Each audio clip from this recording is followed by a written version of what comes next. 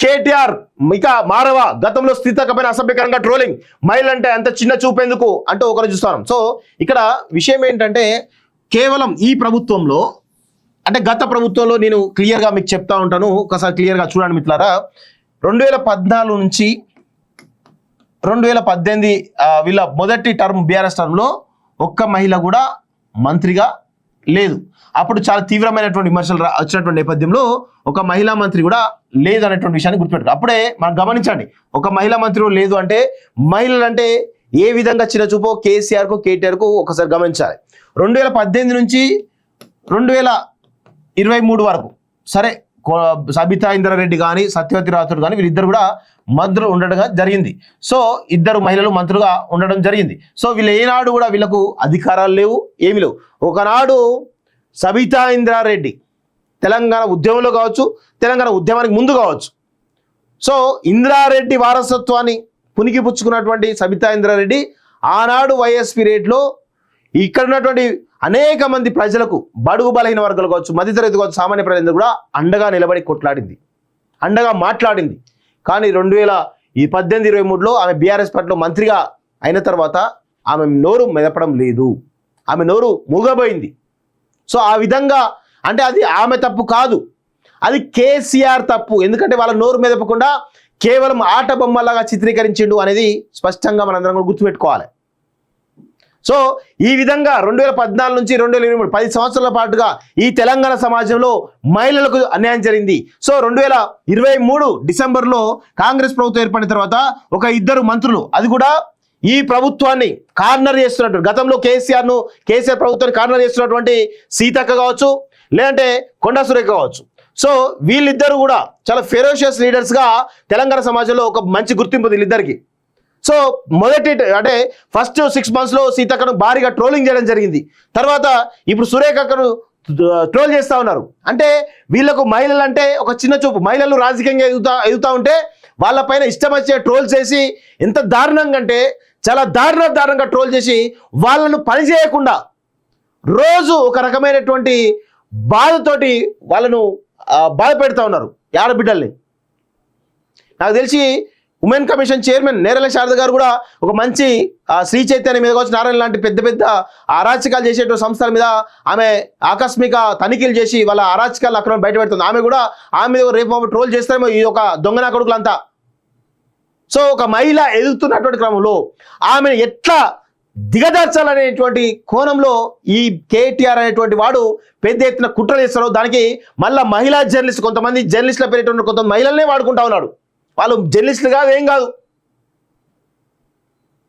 So అట్లాంటి పరిస్థితి దాపురించింది కేటీఆర్. అంటే వాడికి ఎక్కడ కూడా మహిళలు అంటే గౌరవం లేదు, అసలు మహిళలు అంటే చిన్న చూపు, మహిళలు ఎదుగుతూ ఉంటే ఓర్చుకోలేడు వెదవవాడు. సో ఇలాంటి పరిస్థితులు ఉన్నాయి కాబట్టి దయచేసి తెలంగాణ సమాజం, ముఖ్యంగా మహిళా లోకమంతా కూడా కొండా సురేఖ గారికి, సీతక్క గారికి అండగా నిలవాలి. ఎందుకంటే వాళ్ళపైన ఇష్టం వచ్చిన ట్రోలింగ్ జరుగుతూ ఉంది, ఇష్టం వచ్చినట్లు జుగుప్సాకరమైనటువంటి కామెంట్స్ పెడతా ఉన్నారు బీఆర్ఎస్ పార్టీ సంబంధించినటువంటి 3rd grade సోషల్ మీడియా. ఇదంతా కూడా జరుగుతున్న విషయాన్ని మహిళా సమాజం గమనించాలి. ఏదైతే స్త్రీ సంఘాలు ఉన్నాయో గొంతెత్తాలి మీరందరూ కూడా. కేటీఆర్ ఇంకా యువరాజు అని తమ పార్టీదే ప్రభుత్వం అనే ఫీలింగ్లో ఉన్నాడో లేక దురహంకారం తగ్గలేదేమో కానీ మహిళలంటే మాత్రం చిన్నచూపు పోవడం లేదు. తమ ఇంటి వాళ్ళే మహిళలని, మిగిలిన వాళ్ళు ఆడబిడ్డలు కాదనేటువంటి భావం ఇంకా పోవట్లేదు. అందుకే తరచూ మహిళల పట్ల అనుచిత వ్యాఖ్యలు చేయడం, అసభ్యకరంగా ట్రోల్ చేయడం పరిపాటిగా మారిపోయింది. కేసీఆర్ సైతం కూడా ఏళ్ల పాటు మంత్రివర్గంలో కనీసం ఒక మహిళకు అవకాశం ఇచ్చింది లేదు. గతంలోని మహిళలను కుక్కలు, బీరకాయల పీసులు అంటూ అవహేళన చేసిన దాఖలాలు లేకపోలేదు. అయితే కాంగ్రెస్ ప్రభుత్వం ఏర్పడ్డాక కేటీఆర్ దాన్ని జీర్ణించుకోలేక మతిమూతి తప్పినట్లు మహిళల పట్ల అసభ్యంగా ట్రోలింగ్ చేసిన ఉదంతాలు లేకపోలేదు. అసెంబ్లీలో పంచాయతీరాజ్ శాఖ మంత్రి సీతక్క వీడియోలను అసభ్యకరంగా చిత్రీకరించి సభ్య సమాజం తలదించుకునేలా తన సోషల్ మీడియా టీంతో వైరల్ చేయించారు. అది మర్చిపోకముందే కాంగ్రెస్ ప్రభుత్వం అమలు చేస్తున్నటువంటి మహాలక్ష్మి పథకంలో భాగంగా ఆర్టీసీ బస్సులో ఉచిత ప్రయాణంపై తన టీంతో అడ్డగోలు వీడియోలు చేపించి ఆ పథకమే అబాస్పాలన అనే విధంగా చిత్రీకరించేటువంటి ప్రయత్నం చేశారు. తాజాగా మంత్రి కొండా సురేఖ పైన సోషల్ మీడియాలో అసభ్యకరమైనటువంటి ప్రచారానికి తెరలేపారు. గత 10 ఏళ్ల కాలంలో అడ్డగోలుకు సంబంధించిన డబ్బుతో ఎక్కడికక్కడ కార్పొరేట్ స్థాయిలో సోషల్ మీడియా టీంలు ఏర్పాటు చేసి ఫేక్ ప్రచారానికి అడ్డగా తయారయ్యారు. ముఖ్యంగా లేడీకి సంబంధించినటువంటి మంత్రులు ఎవరైతున్నారో మహిళలకు సంబంధించిన దాంట్లోనే పెద్ద ఎత్తున ట్రోలింగ్ చేస్తూ ఉన్నారు తప్ప ఏది లేదు. అదే పొంగులేటి మిన్నో, ఉత్తమ్ కుమార్ రెడ్డి మిన్నో, లేకపోతే కోమటిరెడ్డి వెంకటరెడ్డి మిన్నో, లేకపోతే జూపల్లి కృష్ణారావు మిన్నో ఎందుకు ట్రోల్ చేయట్లేదు వీళ్ళు? కేవలం మహిళా మంత్రులు అని చెప్పేసి వాళ్ళ మీద ట్రోల్ చేస్తారా? వాళ్ళకి అండగా ఎవరు లేరు. ఇది పురుషాధిక సమాజం కదా.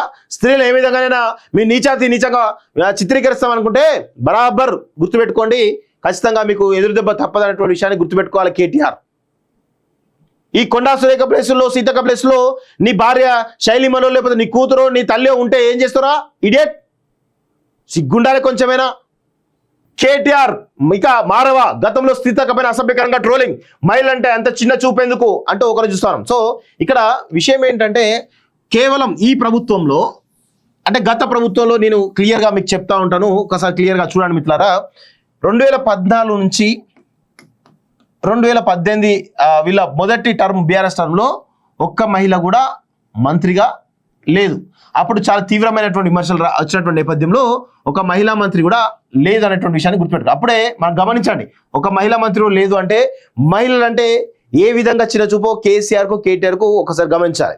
2018 నుంచి 2023 వరకు సరే సబితా ఇంద్రారెడ్డి కానీ సత్యవతి రాథోడ్ కానీ వీళ్ళిద్దరు కూడా మంత్రులు ఉండడం జరిగింది.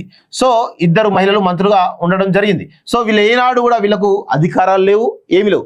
ఒకనాడు సబితా ఇంద్రారెడ్డి తెలంగాణ ఉద్యమంలో కావచ్చు, తెలంగాణ ఉద్యమానికి ముందు కావచ్చు, సో ఇంద్రారెడ్డి వారసత్వాన్ని పుణికిపుచ్చుకున్నటువంటి సబితా ఇంద్రారెడ్డి ఆనాడు వైఎస్ పీరియడ్లో ఇక్కడ ఉన్నటువంటి అనేక మంది ప్రజలకు, బడుగు బలహీన వర్గాలు కావచ్చు, మధ్యతరగతి కావచ్చు, సామాన్య ప్రజలందరూ కూడా అండగా నిలబడి కొట్లాడింది, అండగా మాట్లాడింది. కానీ 2018-23లో ఆమె బీఆర్ఎస్ పార్టీలో మంత్రిగా అయిన తర్వాత ఆమె నోరు మెదపడం లేదు, ఆమె నోరు మూగబోయింది. సో ఆ విధంగా అంటే అది ఆమె తప్పు కాదు, అది కేసీఆర్ తప్పు. ఎందుకంటే వాళ్ళ నోరు మెదపకుండా కేవలం ఆట బొమ్మలాగా చిత్రీకరించిండు అనేది స్పష్టంగా మనందరం కూడా గుర్తుపెట్టుకోవాలి. సో ఈ విధంగా 2014 నుంచి 2023 10 సంవత్సరాల పాటుగా ఈ తెలంగాణ సమాజంలో మహిళలకు అన్యాయం జరిగింది. సో 2023 డిసెంబర్లో కాంగ్రెస్ ప్రభుత్వం ఏర్పడిన తర్వాత ఒక ఇద్దరు మంత్రులు, అది కూడా ఈ ప్రభుత్వాన్ని కార్నర్ చేస్తున్నట్టు, గతంలో కేసీఆర్ ప్రభుత్వాన్ని కార్నర్ చేస్తున్నటువంటి సీతక్క కావచ్చు, లేదంటే కొండా సురేఖ కావచ్చు.